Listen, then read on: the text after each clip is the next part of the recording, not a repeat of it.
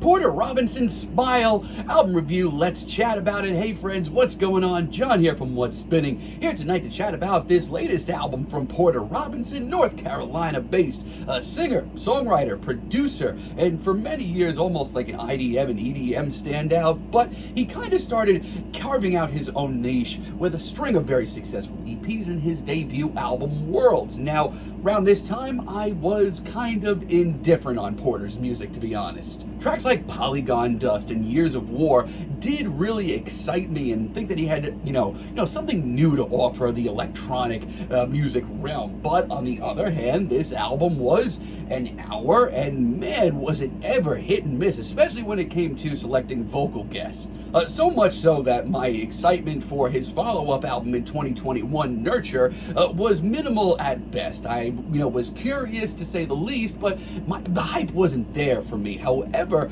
I thought this was a big artistic leap. Not only was this much more of a consistent record, but honestly, his songwriting, and especially his hook writing, had grown immensely in a short period of time. He genuinely sounded like a new artist here. Now, leading up to this record, I was already very curious to see where Porter was at, but leading up, wow, the singles that he has been dropping this year, some of my favorite electronic music of the year. Tracks like Cheerleader, tracks like Knock Yourself Out and Russian Roulette. And let me tell you, he follows suit with an album that may not be, as good as Nurture, but man, has the guy ever grown a lot more. And let me tell you, the man follows suit. He's grown even more in the last few years. This album starts off with Knock Yourself Out, one of the lead singles, and I've loved it since then. It is just so light and playful and fun. It's just so springy and positive. The vibes of this record absolutely stay that way. It's incredibly charming, and not only that, it is a huge leap in songwriting already.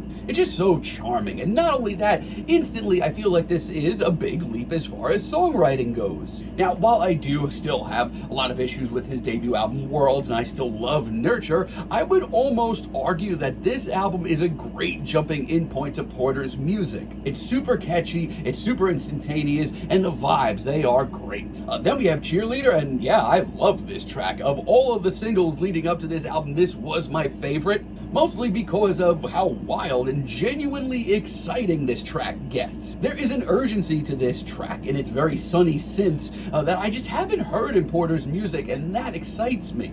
It's frantic, it's heady, and good God is it ever catchy. I mean, the synth line alone and the later guitar line will haunt me for the rest of this year. In the best way, though. It's an awesome single and probably my favorite track here. I do love Russian Roulette as well. I was kind of worried going into it because it's 6.5 minutes. But my thoughts haven't changed on this since I reviewed it about a month ago. This track rules. I love the urgent riff and the drive and the passion and emotion on this track. Vocal-wise, it is magnificent, and as a whole, this track really does progress nicely. It's a great blend of genres for Porter, and it just shows that he's still really pushing himself. I also really think he stays hot with Perfect Pinterest Garden. This is a hell of a deep cut and probably one of my favorite of the bunch. So far, this has been a very bright and colorful and bubbly album, and this track is just another great example of that. It's got sass. Porter shows off his charisma here.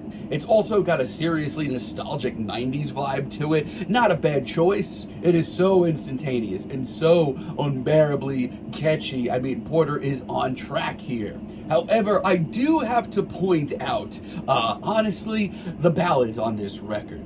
Porter really has to watch them. Easier to Love You, for example, this one's really iffy. Ironically, it's the tracks like this that show Porter seeming the most lost. And now on this track, the passion is here still. I mean, Porter certainly put his heart into this. But the sound of this track overall, it's just not for me. I mean, there's been a lot of callbacks, some 90s nostalgia on this record. It comes with the territory. But this ho-hum melody, it's just so blasé for me. But this ho-hum melody, it's just so incredibly average. And compared to other tracks here, yeah, Porter definitely tries and puts his heart into it, but it's not as emotional and raw. And everything to me as a finale, I hate to be that guy, but a lot of the same thoughts show up here. This is just so incredibly bland bland and so stripped down. Like, it just comes off so heartless, so flimsy. Like, if the lightest breeze in the history of planet Earth picked up, this track would be long gone. Also, I don't want to be that guy, but I do feel like this could have been a little bit longer of an album, but that's just me. Outside of that, I actually love a lot of what Porter's doing here. Like Year of the Cup, for example. This one takes a turn for the more introspective, and I think it comes off really tasteful. It's a song about perspectives, looking at negatives and making them positives, finding beauty in places you didn't expect it.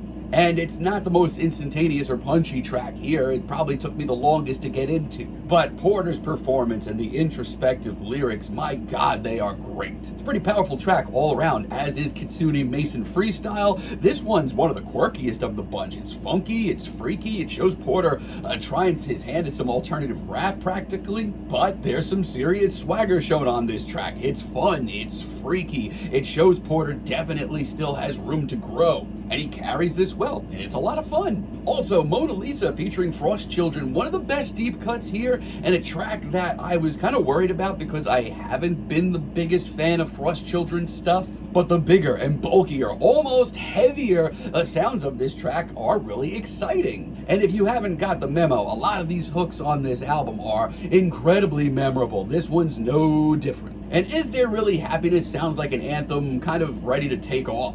I love the sort of nods to ambient that we get in the instrumental. It's very much the most nurture sounding track here. And most importantly, this track is just so passionate. That's the one thing that I keep coming back to. And Porter's vocals, especially on the hook, one of his best vocal performances on this entire record, maybe even in his career. Yeah, this album is really impressive overall. Yeah, it's a little short and the ballads kind of suck, but this definitely does show Porter continuing to grow. I genuinely feel like this is his most instantaneous and catchiest record. Overall, really pleased with where he's going, and honestly, I can't wait to see what he does next, because he also sets some seeds for the future here, and even those are exciting. For right now, I'm feeling a light 8 on this album, but let me know what you all think down below. If you like the video, be sure to give us a like, give us a subscribe, and let me know down below what you would like for me to chat about in the future. And until next time, have a great day, friends.